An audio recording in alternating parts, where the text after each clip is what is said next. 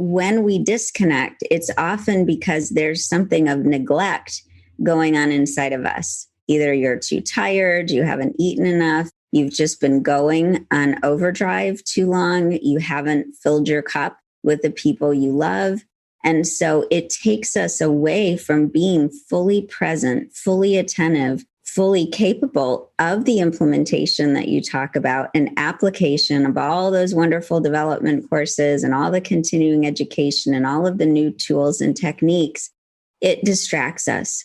When we neglect our relationship to self, it's a recipe for distraction, disconnection, and sometimes compromised care that we're able to give our patients and our clients.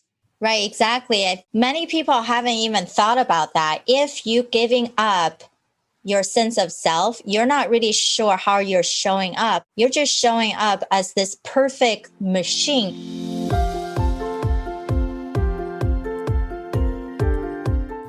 Hey there, my friend. Welcome to the Powerful and Passionate Healthcare Professionals podcast. I'm your host, Sabrina.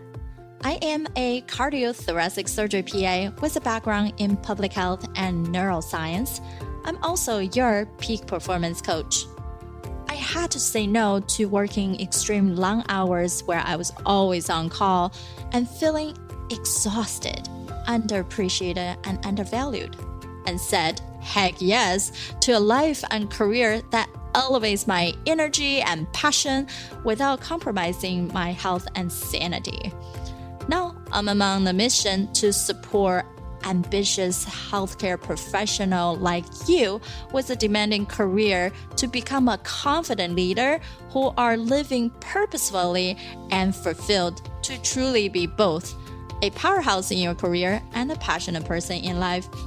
Let's start our journey today.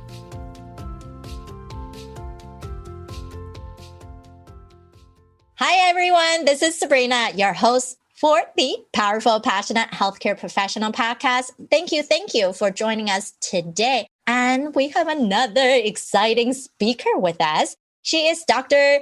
Amy Van, and she is a psychotherapist and a life coach. And she uses her personal journey of healing lifelong trauma to help others to do the same and give voices to the unhealed wounds affecting their life and their relationship. With over 20 years of experience in professional experience, healthcare administration, and finances, genetics and psychological research, domestic violence, and entrepreneurship, Amy brings that experience to her work and past trauma growth and overall wellness in mind, body, spirit. And I'm so grateful for you to joining us today. Oh, I am so glad to be here, Sabrina. You are just amazing, and I'm just really delighted to serve your audience. Thank you so much for being here. I know you specialize in relationship trauma, really connect with your significant other and couple. As a healthcare professional, I think we always have that mindset of, well, I'm in a position to heal other people. And we start to generate these excuses of our patient comes first. Then we start forgetting why we even work so hard. Right. And then the work so hard is, for me to feel that sense of I serve, but also the people who are matter to us. So how do you see that in your clients? And how do you see really this could be a problem in healthcare professional? And how can we really change that in a way?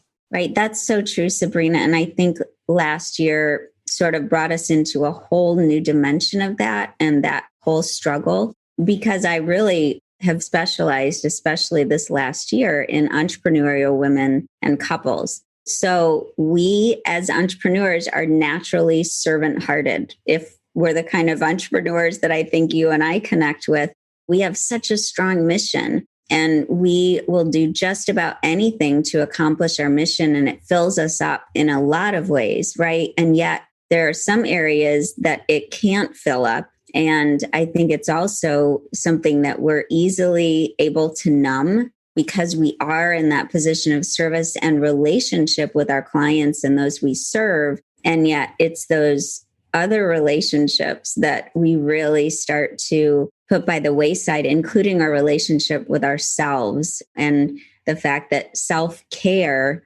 is really about our self-relationship. It's not just about a massage or mani-pedi or a yoga class. It's really about how are we relating to ourselves as caring professionals. When we're healthcare providers, we have to attend to our own relational health.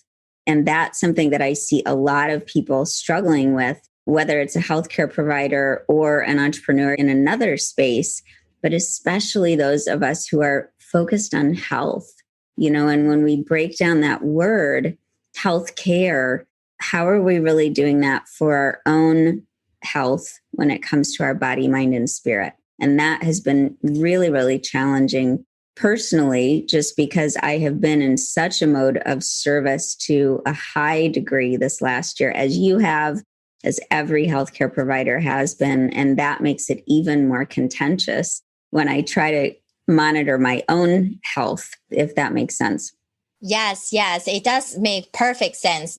Healthcare professional, we're so ingrained in, we're learning new models, new medicine, new way of training, this therapy, that therapy. And all the training, even our continuing education, is all about giving, dumping more information in our brain and then giving spit back. So we're so good at learning, absorbing. But how well are we taking on these information, these massive information? Sometimes we don't even need this information into appropriate spot for our own well-being and those of around us, right? That part is so amazing. You said relationship with ourselves. How are you treating yourself? It's no longer, I got to go on vacation. I got to take a bubble bath. But actually, how often do you get to do that? You're just waiting for a good time, quote unquote, then you do that. That's too late. You have forgot about your sense of well-being for multiple different levels. And despite those people who said they can work out almost every day, but that's just one part of you. If you're only training yourself on your physical body, not your mind, is also a muscle, right? And you're not really re-strengthening your relationship with self. So I love for you to expand on that. So once we have built a better relationship with ourselves, how do we then connect better with other people, for those who we love, enjoy, and cherish? Right. It is something that I think is so intricately tied, and we don't go there quickly enough. Because I think if we did, Sabrina, I don't think it would be this much of a struggle for us. Because what really happens when we not only take those moments or days or, heaven forbid, a week of vacation and connect with ourselves, when we actually do it throughout the day, checking in with ourselves on an ongoing basis, we are showing up in relationships to our patients and clients with so much more presence. Because when we disconnect, it's often because there's something of neglect going on inside of us. Either you're too tired, you haven't eaten enough, you've just been going on overdrive too long, you haven't filled your cup with the people you love. And so it takes us away from being fully present, fully attentive, fully capable of the implementation that you talk about, and application of all those wonderful development courses and all the continuing education and all of the new tools and techniques. It distracts us. When we neglect our relationship to self, it's a recipe for distraction, disconnection, and sometimes compromised care that we're able to give our patients and our clients. Right, exactly. Many people haven't even thought about that. If you're giving up your sense of self, you're not really sure how you're showing up. You're just showing up as this perfect machine who just have a lot of information. You can just solve these technical problems in healthcare. But how well is that quality of care? Are you ignoring the sensation that your patient giving off, or your team, or you just spilling out advices and demands expecting people to follow because we use the excuse of patient come first and this is the right way, right? And quote unquote being right all the time, it's just so much weight and stress that we're creating from both the controlling, sabotaging tendency and hypervigilant, right? Like we feel like we have to be always on to prove ourselves how much we're worth instead of I just honor whatever I feel. Do I even know I want this? Therefore, I can say no to all the other bad juju out there, right? So what would be some of your advice for our listeners, for these like ambitious, driven healthcare leaders, workers who wanted to run their own business, holding up, really standing up more? How can we be more connected to ourselves and also connected to other people? Right, exactly. Because it is sort of one of those relationships that, like many of them, the less time we spend with ourselves and tuning in, the more distant we become, the more like a stranger to ourselves we become, and the more incapable we are of really identifying our needs. So I think for all of us, that's a huge motivating factor. If we lose connection to ourselves and what we're needing, we can't give to anybody. It is very finite, that window that we have. And so I think it's just important to allow yourself to have spaces of quiet. And doesn't mean that you have to be in a library where there's no noise or some situation where there's no activity.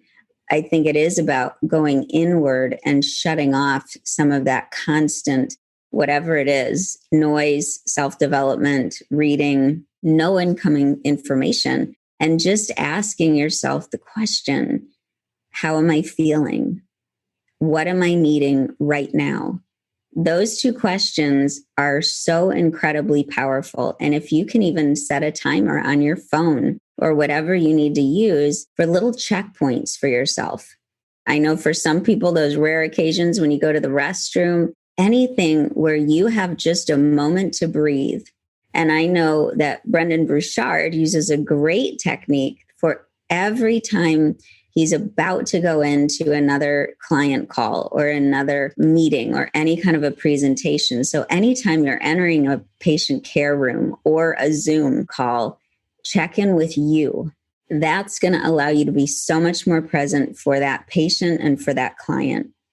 Even if it's for a meeting, it doesn't take long. The more you ask the question, the more that answer is going to come up. And when we attend to our physical sensations, and if you're feeling like you've got some tension in your back or some abdominal discomfort or anything like that, those are also great indicators of what's going on emotionally. Why might that stress be there? Why am I having those cramps? Why am I having that tight jaw? What is that about? That can then lead you to the emotional stressors to help you then say, what could I do for myself in that moment to meet that need? If it's simply reassurance, if it's a breather, if it's promising yourself that when you get done with that shift, that you are going to truly disconnect so that you can reconnect.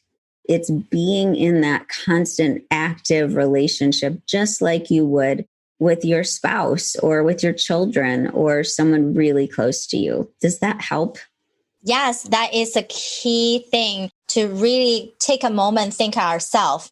What I call those 2-minute reboot session, mini mental vacation. Just like what Amy is saying, you intentionally thinking something else within the moment of how you want to show up. What are you right now? How are you feeling, right? It doesn't have to do with anybody else's expectation or condition that has restricted you on your current moment right now. We have to notice our breath, our body posture, everything tense up, even when we're just sitting like this, right? Fetal position, leaning forward, so intense, staring at the computer. Doesn't matter if you're with a patient or you're just staring at the computer, typing away. So that's so crucial. And I love that you're sharing that. And as our experts, I ask you, please take that 3-minute quick assessment before become a speaker on this show, because we know we're all experts in some area, but it's very difficult to be expert in all area of life. The more we reflect, tap into Amy's point,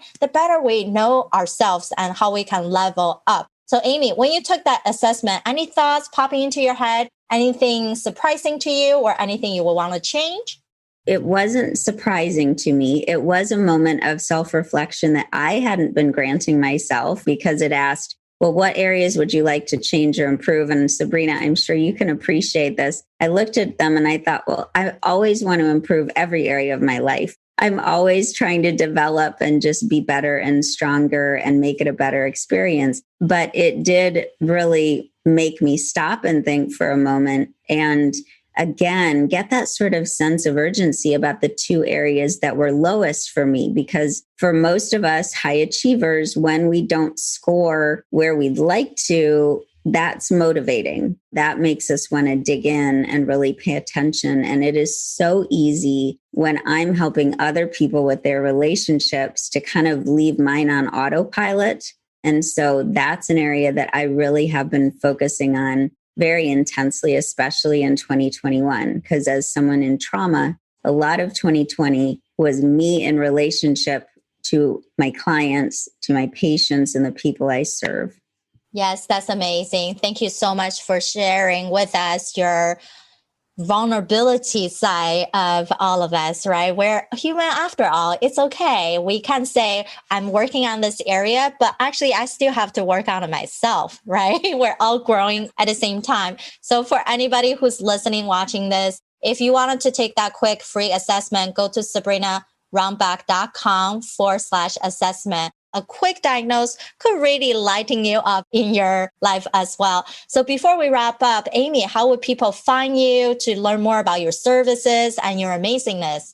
Oh, thank you so much, Sabrina. If you just go to my website, amyvanslambrook.com, and it's a lot simpler than it sounds. It's just phonetically amyvanslambrook.com. You can find everything there. And I have a free overwhelm guide for anybody who's feeling a little bit overwhelmed. It's very quick and gives you some tips about how to get through that. And you can click on there and get that on my website. That's where everything is that I have going on. It's all housed there. So I'd be honored for them to join me there. Amazing. And what would you say is your last main point you want people to take away? I really want to encourage people, don't be afraid to start going inward a little bit and relate to yourself.